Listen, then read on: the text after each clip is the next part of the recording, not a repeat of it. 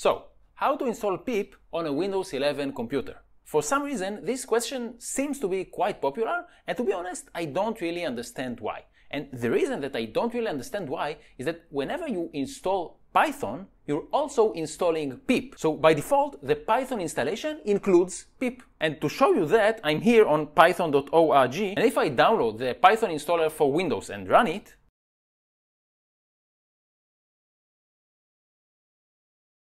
you can see that if I just click on install now, it's going to include IDLE, pip, and some documentation. Now, whenever installing Python, I always recommend to check this box, add Python to path, as it will make things a bit easier later on. But if after checking this box, we simply click on install now, we are going to have pip. Now, you can of course customize your installation, and then you can remove pip from the installation. But again, it's an opt-out situation, because by default, you're going to have pip. So let's say that for some reason, when you installed Python, you chose not to install pip. So let's install Python like that, without pip.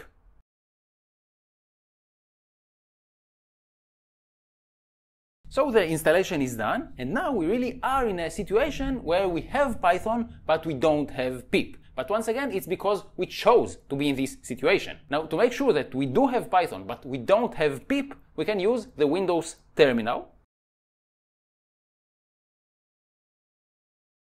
And here I can check if I have access to Python by checking the Python version. And we can see that we do have Python, specifically Python 3.11. But if I try to check which version of pip I have, Windows lets us know that pip is not recognized. Now, even if you are in this situation, it's really easy to fix. All we have to do is reopen the Python installer. And now I'll choose Modify. And I'll add pip to my selection. And let's click on Next to install pip. And if I now close the Windows terminal and reopen it,